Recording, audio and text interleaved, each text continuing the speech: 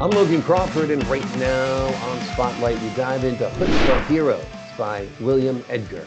It is a captivating collection of biblical stories that highlight the power of wit, courage, and faith. These 13 inspiring tales reveal how ordinary people became extraordinary through their cleverness and trust in God. It is perfect for both children and adults, and these stories remind us that even in the face of unexpected challenges, we can rise to the occasion. We're delighted to have this very talented author join us here today on Spotlight. We thank the team at Atticus Publishing for helping us put him in the spotlight today.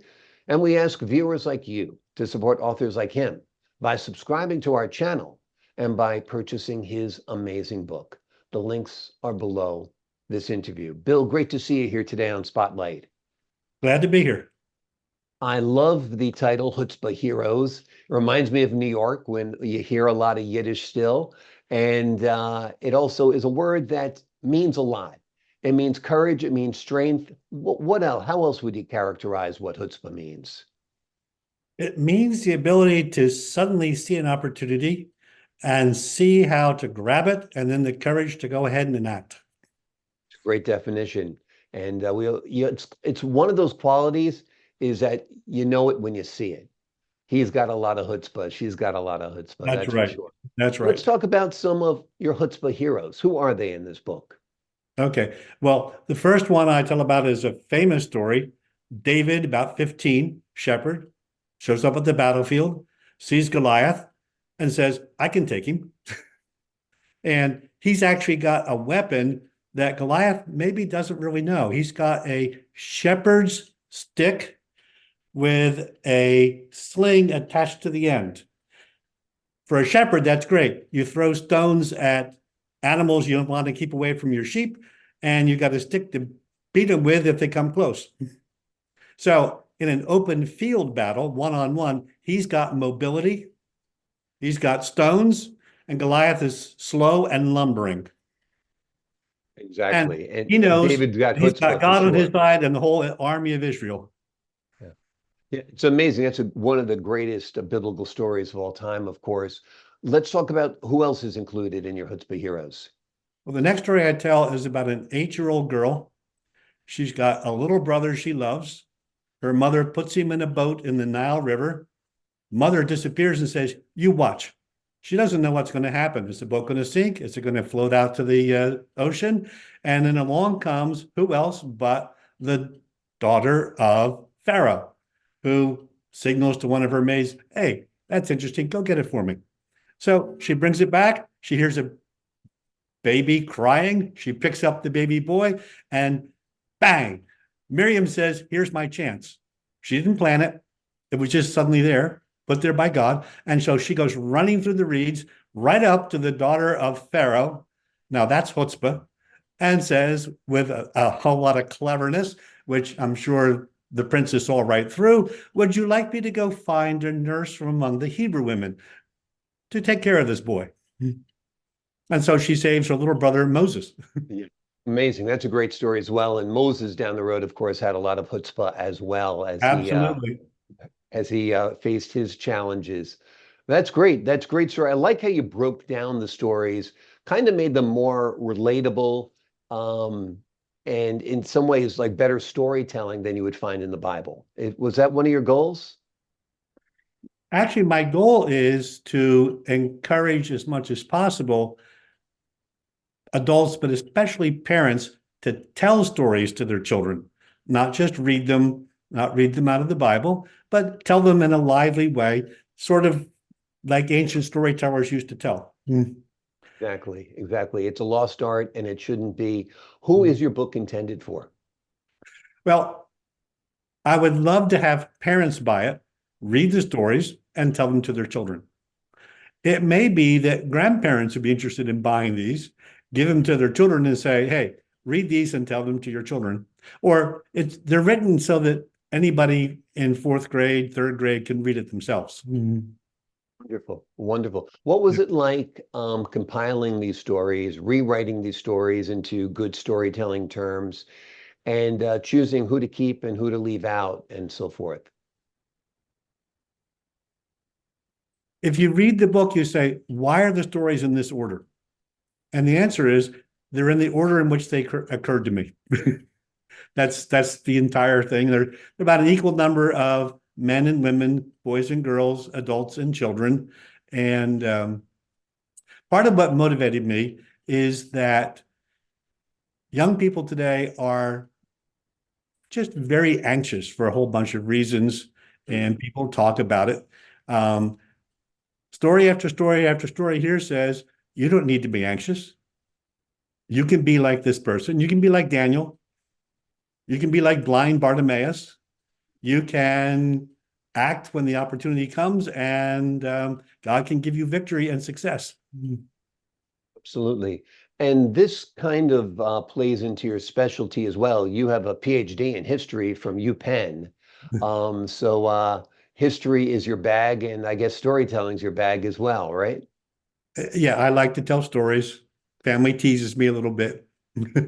But yes, I like to tell stories. I was a math teacher for years too, and math can be a dry, boring subject. So you intersperse stories, and when the class will start not paying attention, you tell a story, you get the retention back.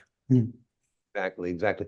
And your life experiences have been very diverse as well. Your work as a pastor, your life in the Bronx, your life in a New York dairy farm, living in Cyprus and Greece, I believe. Tell us about how that informs your world and informs your writing. It's hard to put it all together, but it gives me an understanding of cultures and differences in a way that people that live just in one place don't quite pick up. For example, where does David live in Bethlehem? Okay, you have to picture it. He lives in a very tightly packed village, surrounded by the fields where they grew wheat and barley and had vines. And beyond that, you have the wilderness, which is where you have the sheep and the goats. So that's his environment. And it's up and down hills to the battlefield. And it's the Mediterranean world where it never rains from April 1 to October 30. Mhm. So you have to live there to actually feel that that's the world that David lives in. Mhm. Exactly. And you know that from your history studies, and it informs you as a writer. I also found the dichotomy of living in the Bronx and spending the summers on a farm was very intriguing. Tell us about that aspect of your life. Where in the Bronx? I'm a Fordham guy, so I know the Bronx pretty well. We lived right next to an NYU campus that is now closed. So we were in Mhm. the mid Bronx. And my memory of the Bronx is fighting all the time on the streets. I mean, as a 6-year-old, I was free to roam up and down the streets. Yeah. I had a World War II style dog tag around my neck. And after we moved to Drexel Hill, after my father died, um, it took me 6 months to get over coming home and saying to my mother, I met a new kid today. I can beat him up. Or I met a new kid today. I can't beat him up. Because in the Bronx, you had to make a quick judgment. If you could beat him up, you did. If you couldn't, you knew to run. That's And funny. my main sport was running. So I was fast then. That was useful later on to run also.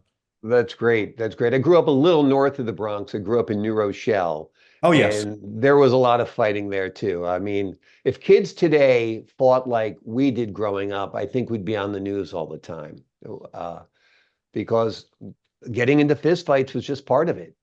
That's right. And there were unwritten rules. No Hmm. hitting the face, no Don't hit him kicking when he's on the ground. down.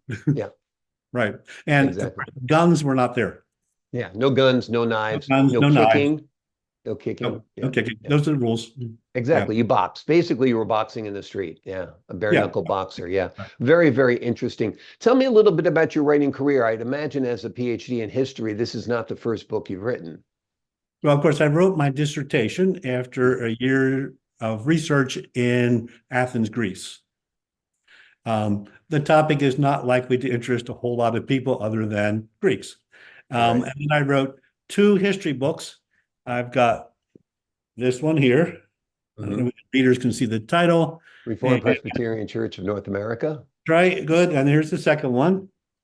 and Exactly. an overall picture of an unusual church, which was very conservative theologically and was rapidly not only anti-slavery, but was anti-racist all the way back to 1800. So Amazing. it makes an amazing history about this particular church.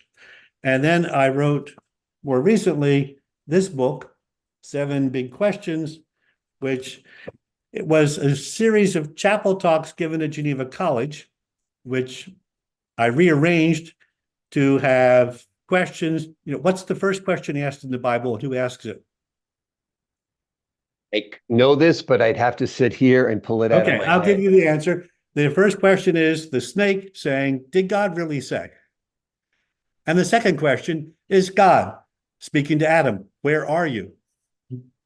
And so I follow all the way through to the seventh question, which is an angel saying to the disciples at the tomb, "Why are you looking for the living among the dead?"